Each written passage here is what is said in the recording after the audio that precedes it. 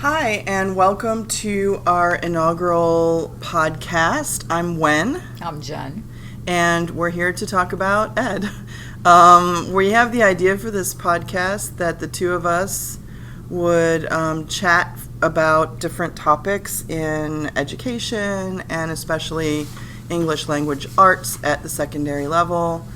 I guess maybe we could introduce ourselves a little bit since it's our first episode. I'm Wendy Ramos, and I've been teaching, this is my 27th year teaching English at the high school level. And Jen? I've been teaching for 18 years at the high school level, and my degree is actually in print journalism. So I didn't know that. Writing it was always something that I felt like I could do. Yeah. And so that's what I studied in college. What was your degree in, if you don't mind my asking? I had a group major in my undergrad, English language and literature, so it was actually it was a BS in that group major because of the linguistics. There was a linguistics component to the major, so. And your master's? Just straight up English, just an MA in English, and with a concentration in poetry, but that was self-choice and self-preservation, maybe.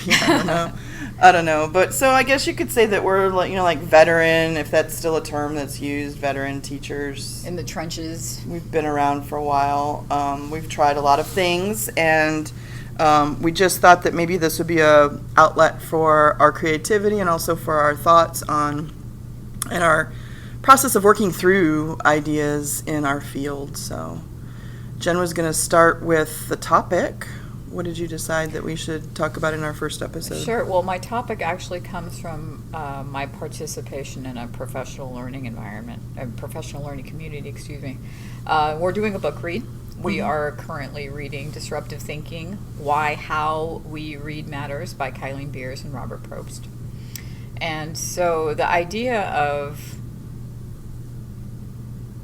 how we read and how that matters sort of translates into how teachers are teaching reading and how that matters. Mm-hmm. Okay, so the chapter itself begins with an anecdote about a teacher punishing a student who was late, or punishing the entire class as a result of the student being late, and one student coming forward and showing compassion and telling the other kids to lay off.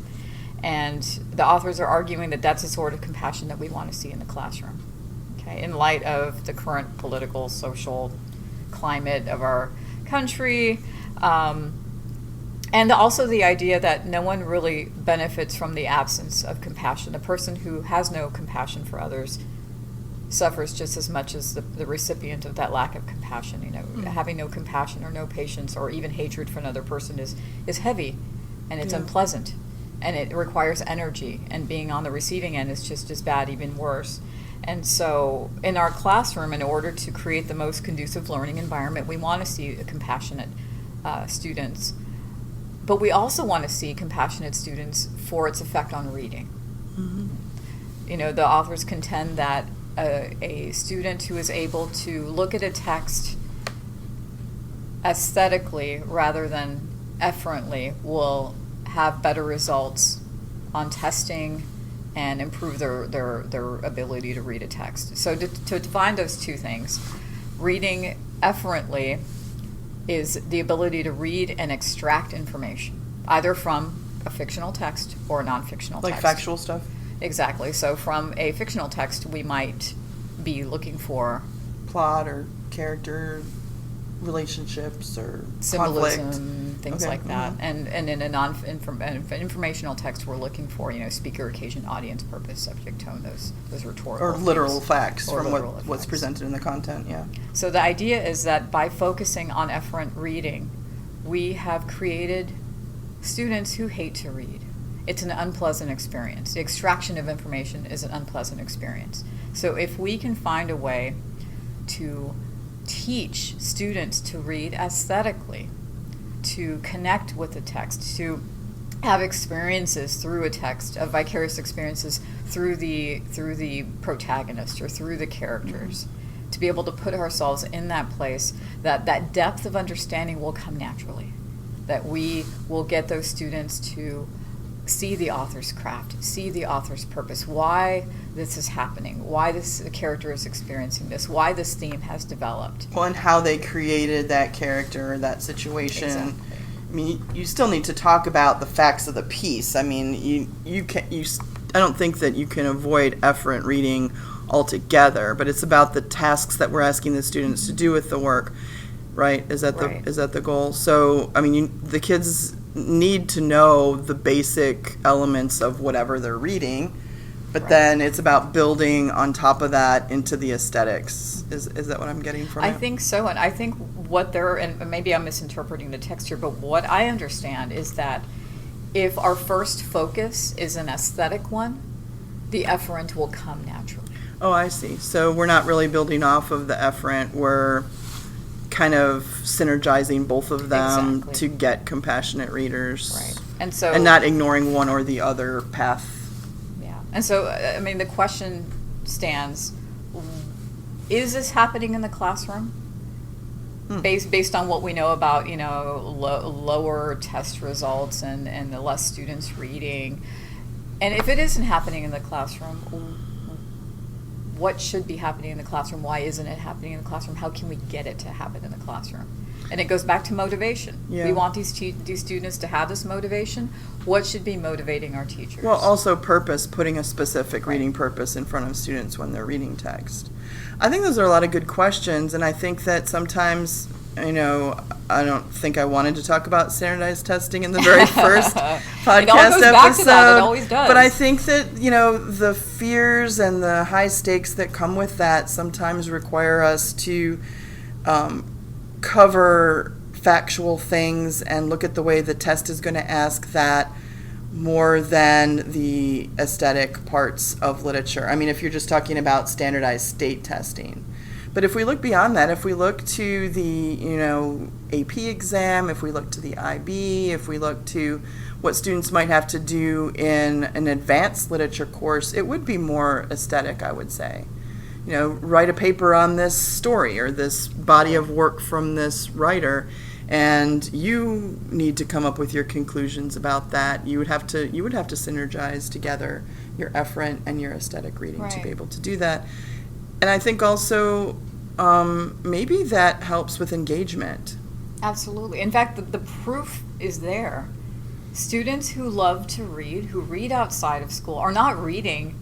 They're not picking up Harry Potter and saying, what's the major conflict here? What is this character's motivation? Right. They love to read. And statistically speaking, students who love to read perform better on exams. And so that's the whole idea, carrying this thought of aesthetic over efferent. So why isn't that happening in the classroom? How do we make that happen in the classroom? When honestly, I think that the proof is there. We know our students who are readers outside the classroom always do better. Right. Or usually do better. I want to say always, but usually do better in the classroom. Usually because it's more of habitat for them. Right, it's more exactly. comfortable. They're used to asking themselves the questions instead of, if you're used to a lot of efferent reading, I would think that as a student you would just be always expecting the teacher to provide you with some sort of worksheet or some activity where you have to identify things. More, Post-its or something like that. So, and that's not wrong. I don't think that's bad. I just feel like if you never go into and expect the aesthetic aspects, then the students will just always see reading as a task and not as a habit or a beneficial activity for them in their lives. So how to build that autonomy as a reader? Yeah, I think that's tough. I don't know. Do you think that you can do that for a student who's already at the secondary level, high school level, and if they've already left their love for reading behind? I mean, there are plenty of kids who still have a love for reading. We have a really active book club here on campus, anime and, various book clubs. But there are students who are sitting in my AP literature class who say, I've never read a book that wasn't assigned to me in a class. And I'm not saying that it's impossible. I just don't know how to turn that student into somebody who loves reading so much that they're just going to go home and want to read a book or, pick something up on their own. Even when you ask them, find something that you like. Here's a list of books. Find something that catches your attention and read. They still don't feel compelled. I don't like reading. Exactly. They've already shut down on it, and so, it's about keeping it open as they travel through the years, but maybe they don't like it because we've been doing too much of that efferent expectation. Even with AR, it's efferent reading. Yeah, we think we're fostering this love of reading through AR. My own daughter's in second grade, and she has over 300,000 words. She's getting an award today for it. Well, that's great. And we push her to read at home, but honestly, most of the time she'll say, well, I'm not getting tested on that, so that's not a book I can test on, so I'm not going to read it. And so I know that the love of reading isn't being fostered through that either. Even though they're reading, they don't love it. And the test is efferent. And it's an efferent test. What was the conflict? Who did this? Who did that? What was the symbol? Well, it needs to be quantitative so they can say, yes, you made this many points, or no, you didn't make that many points. And so it is an AR, and it isn't giving them a student choice. So what is it and where is it? That's the question. Well, it's going to be in the lesson plan, wouldn't it? The ability to add in or make sure there's a component with student reading that is more aesthetic. Yeah.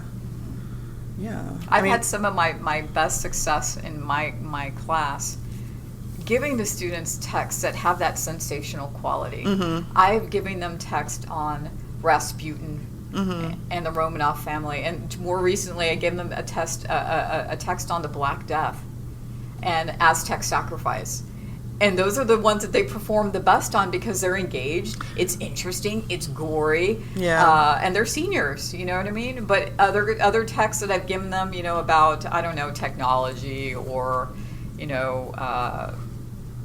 reading levels in students or anything like that. The scores are always low because they're not engaged. Yeah. So how do we find that? So text choice, student choice.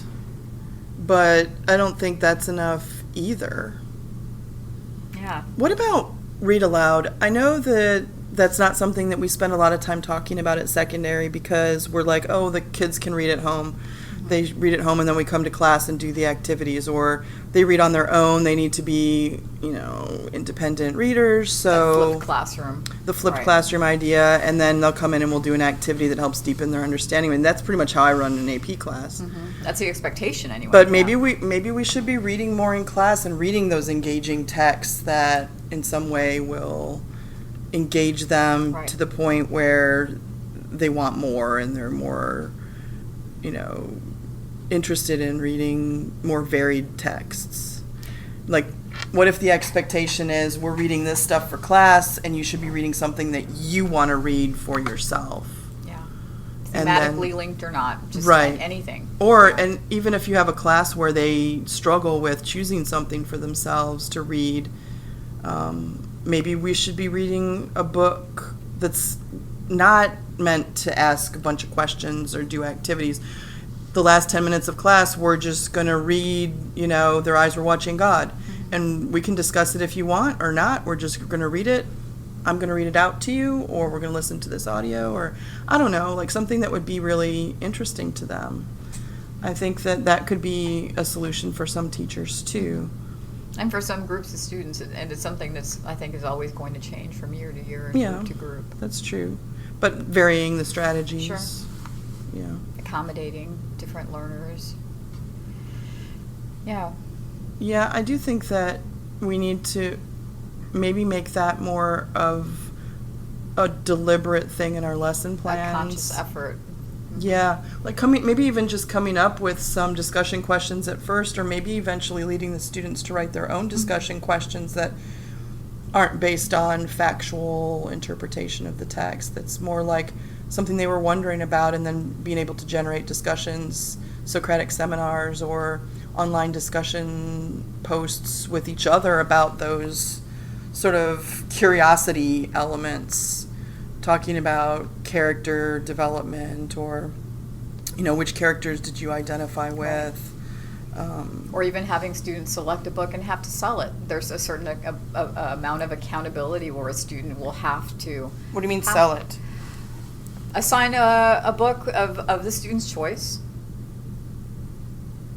and they have to choose one that they truly enjoy because they're going to have to get other students to like persuade appreciate others to and read it enjoy too. Yeah, Okay. so they're accountable to find something that they like. We're actually sort of forcing them to find something that they like enough to be convincing if they had to sell it to another person. Well, You know what that's I mean? valid, because if there's a kid who's come through an AR program in middle school, it's basically middle and elementary school, Right. the last time they read something, that they read it just because they enjoyed it, not because they were getting points or adding up words or whatever, Right. or it was an assignment in a pre-AP English class in high school, might have been when they were like literally children, preschool, because that book looks fun, or the cover has a boy like me, or I really like donkeys, or whatever is on it. You know what I mean? I feel like maybe the school system has set up an environment where we kind of expect only that efferent reading, and literally teach the kids to do that and only that.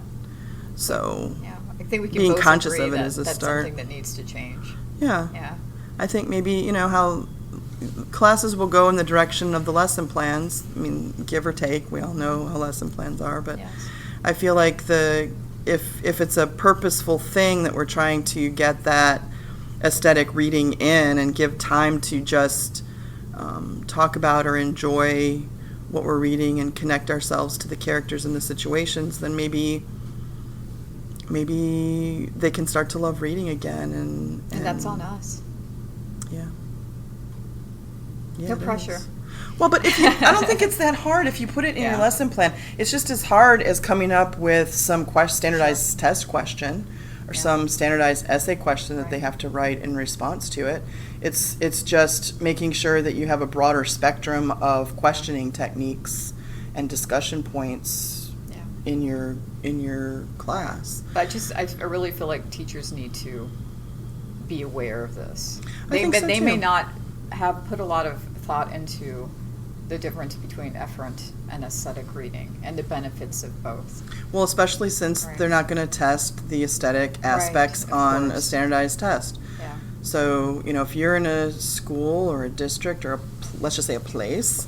Where, your ability to be a good teacher rests solely on your test results. Your accountability and your principal's view of how well you're preparing students for a test. I can see where you might streamline to where you're just working on those things, but I think that's killing a lot of instincts in our students that could make, and actually working against it's a vicious cycle. that process. So, what else does the book say? Is there anything that we haven't talked about from that chapter that you wanted to touch on? I honestly think that this was sort of the root of what the book is talking about. It talks about, the title itself says it all. Mm-hmm. Why, how we read matters. Yeah. And we need to foster that in our kids. We need to get them reading again. That's the bottom line. And the question is, how do we do it? And I think that aesthetic reading is the best answer at this point. And there's also the case for, I agree, and there's also the case for reading in conflict with all of the other ways that students can spend their time. They want to look at, all their different distractions and things, which all have their benefits to their growth. I'm not a person who says, video games are a waste of time. I feel like there's certain benefits for any endeavor. Certainly. Even sleeping has its benefits. But I feel like we've really kind of crowded out reading for personal enjoyment out of students' lives completely. And if they're reading, it's for an assignment. It's not an entertainment activity anymore for them. I don't ever hear of not too many kids. There are some kids who will pick up a book, and just because they're those readers that you were talking about, those people who, for whatever reason, reading fulfills them. But I don't think it's even a social aspect. Well, I have to give or props parental expectation. I have to give props to our librarian for creating book clubs and making reading fun again. I think that should be a standard on campuses. Renee Dyer, if you're She's listening. Awesome. You're amazing. She's fantastic. She works with all kinds of reading groups and involves herself at the state level with, organizations for teen reading, and we have hundreds of kids in our book club. So I don't want to I don't think we're talking about the kids who don't automatically do this aesthetic reading. I think Right. we're talking about how do we get more kids in that Exactly. camp, and especially in order to boost our academics and just say, it's an expectation that you're reading. Life sort of demands it throughout our Absolutely. phases of life. So. All right. Well, I guess we can sign off of our content for that. We had decided that we were going to do sort of a weekly feature with like a gold star. And so we thought at the end of each podcast we would give a gold star to someone that we felt deserved it, and just a shout out kind of thing.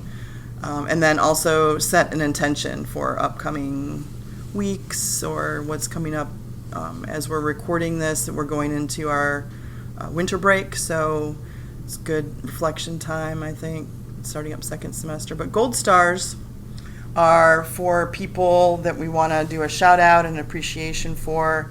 And I want to give can I do mine first? Absolutely.